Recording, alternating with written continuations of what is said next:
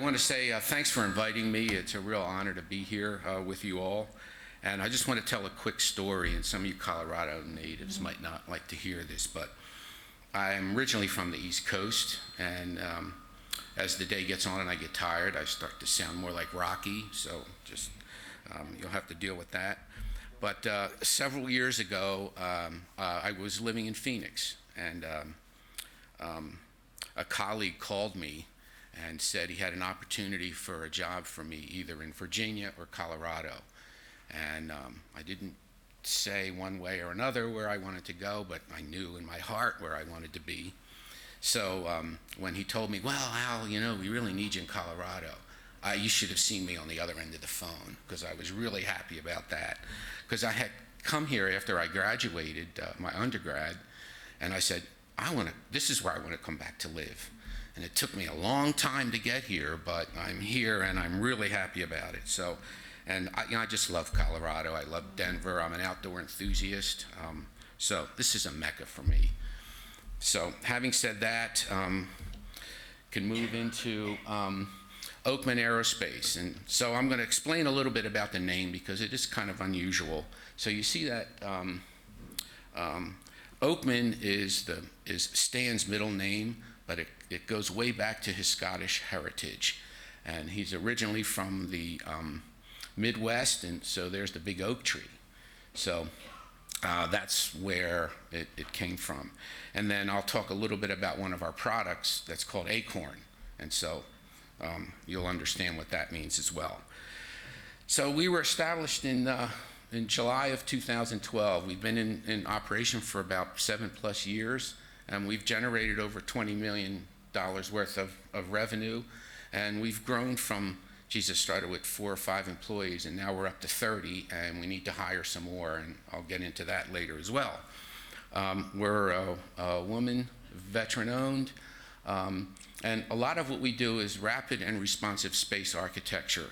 So I'll get into more details about that as well, but our customer base is commercial, government, and academic organizations, and we've had steady year-to-year growth, and we're up to 31 employees now.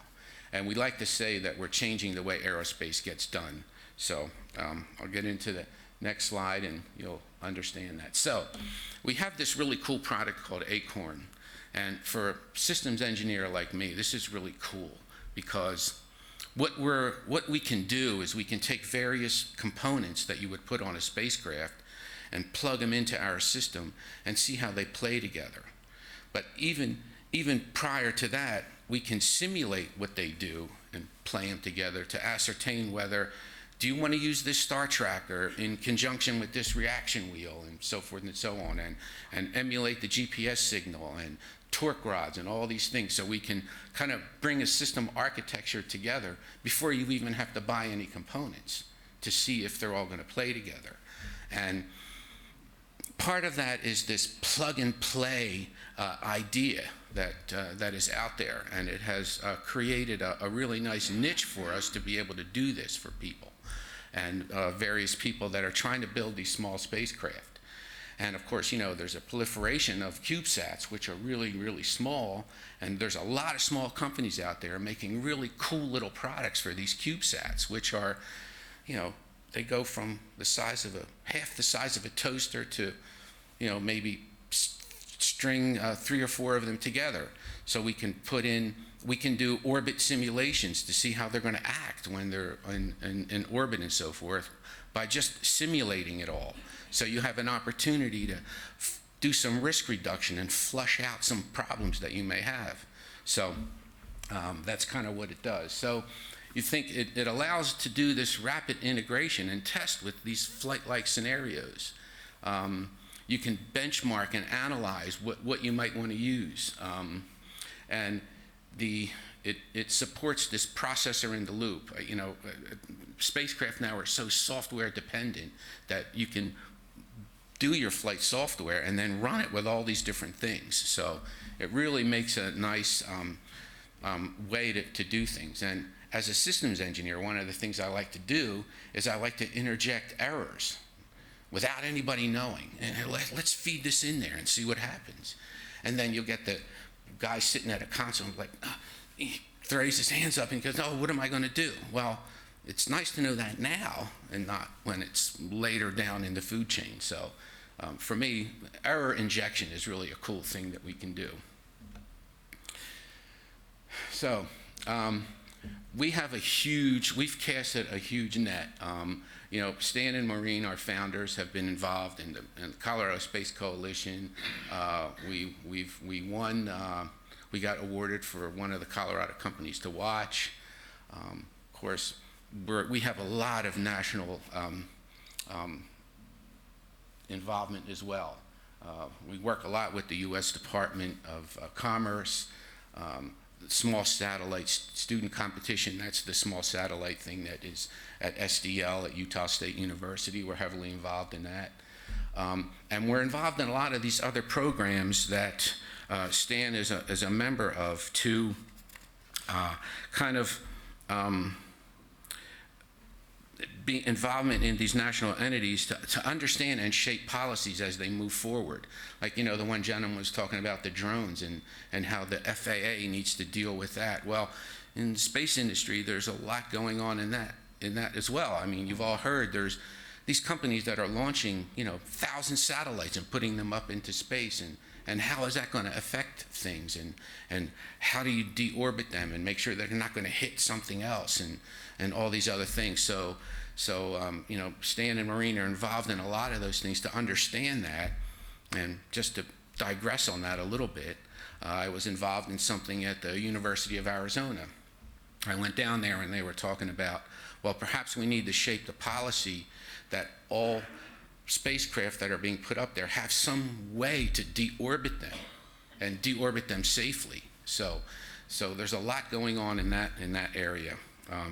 And as a matter of fact, Stan and Maureen are overseas now as we speak to deal with some of our international cooperation that we have going on. So,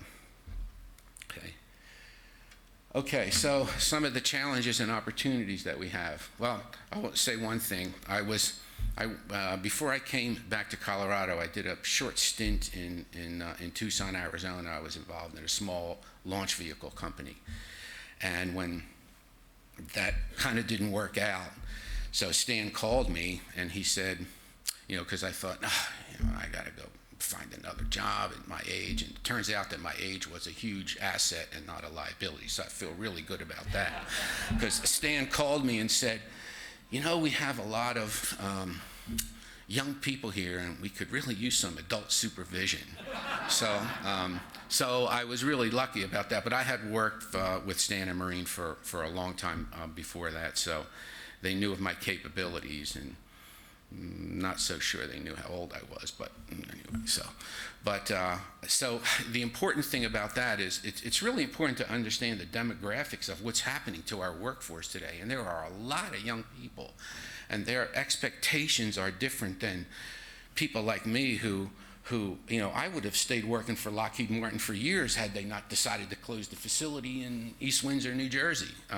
You know, so you know, it's really important to understand the demographics. So our hiring challenges that we're finding is that, you know, finding the right people for the right job, putting the right people in the right seat. So that comes down to making sure that your job description that you put out there on the ZipRecruiter and all these other places where you throw these things out there is really important. A lot of the work we do, most of the work we do, all the work we do, requires that our people are U.S. citizens. And of course, a lot of what we do is software. And there are a lot of good people writing software that are not U.S. citizens. So it becomes a challenge for us. So you can see there's our current openings. And so if anybody in this office, in this room, has any of these skills, come and see me, because we'd really like to talk to you about what we're doing.